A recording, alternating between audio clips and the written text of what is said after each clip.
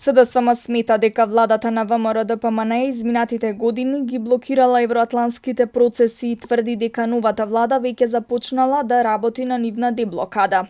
Европските перспективи за Македонија и нејзините граѓани ги отвора новата реформска влада предводена од СДСМ и премиерот Зоран Заев, кое што посветено и напорно започна да работи на деблокада на евроатланските интеграции, кои беа закочени од неразумните политики на поранешната режимска власт на Никола Груевски. Отвореноста и транспарентноста на институцијата влада која што им припаѓа на граѓаните се меѓу првите демократски придобивки кои што граѓаните веќе ги чувствуваат, се вели во соопштението од СДСМ.